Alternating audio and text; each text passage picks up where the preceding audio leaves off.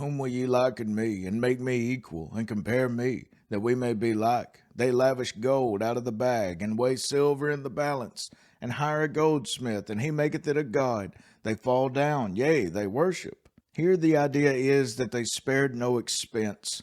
They poured out gold as if it were vile and worthless in order to make an idol.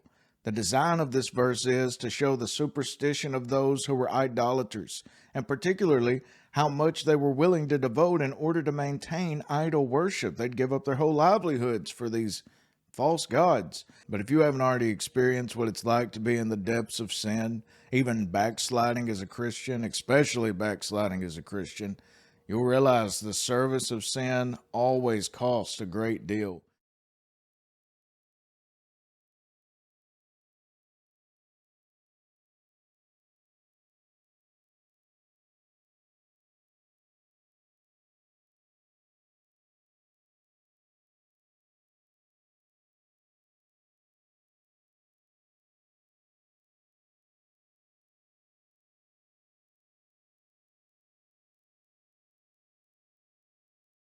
Notice how it's speaking of how they lavished all their goods just for this little image.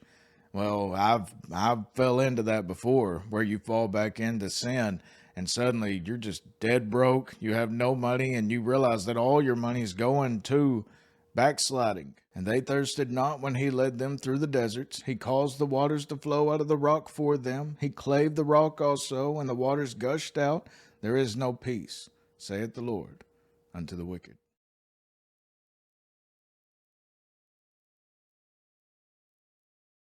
Sometimes we can read the Bible and skim over verses. That verse always stops me dead in my tracks. There is no peace, saith the Lord, unto the wicked. There is just such a horror involved in that, such terror. There is no situation in life or death where the sinner can certainly calculate on peace, or where he will be sure to find it. There is every probability that his mind will be often filled with alarm, and that his deathbed will be one of despair.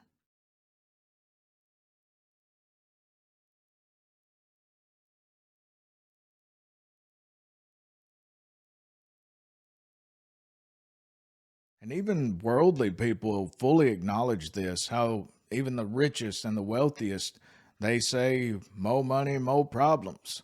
You can get all the riches in the world, and all it seems to do is bring about more and more problems. It's just like these idols. They thought that these idols could save them and prosper them, whenever really they were the very instruments that brought ruin upon them. The same goes with money. People believe that money is going to solve all their problems, whenever it really just brings on tons more problems, and quite oftentimes ruins families. Whole families, even generations of people, are completely ruined by great wealth.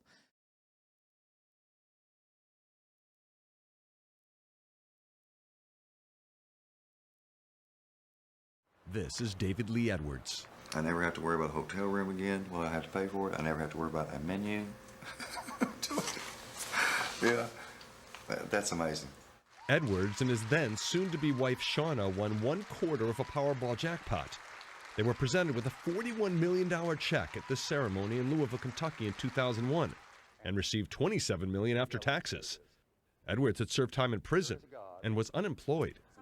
I interviewed them in their luxury hotel suite after they got the check. When I went up there and played that lottery, I was sincere when I asked God to help me, because I was desperate. I felt just desperate in my soul, just desperation. They had become very rich very fast, and Edwards told me he would turn his life around, give money to charity, his children, and already had a plan in mind for themselves. It's an R-Series Bentley Rolls-Royce convertible. And Shauna, you told me you were going to get a car too. Tell me about that. Well, it's between three, actually. Okay. Dodge Viper, a Lamborghini, or a Ferrari. I really haven't decided which one yet. They got the Ferrari and many more cars, and a Learjet and mansions. In 1 year, Edwards said he spent $12 million. He ultimately lost all his money, filed for divorce from Shauna, and died in hospice care 2 years ago.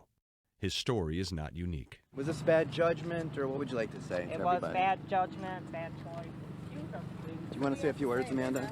The woman not commenting was Amanda Clayton, who won $1 million in the Michigan State Lottery. She got into legal trouble after continuing to collect welfare benefits. She had said she was entitled to welfare because she still needed help. 1 year after she won the lottery, Amanda Clayton was found dead in her home from a suspected drug overdose. I just want to thank God for letting me pick the right numbers. Jack Whitaker of West Virginia won nearly $315 million in the Powerball in 2002, what was then the largest jackpot ever won by one person in U.S. history. Like so many big winners, he couldn't believe his good luck. Let me see that ticket. And I looked at that ticket, and sure enough, we had the winner, and we were very excited. Less than a year later, he had over $500,000 in cash stolen from his car. Later, his granddaughter and daughter died untimely deaths. And a few years back, more of his money was stolen from various branches of the bank where he kept his accounts, according to legal complaints against him at the time.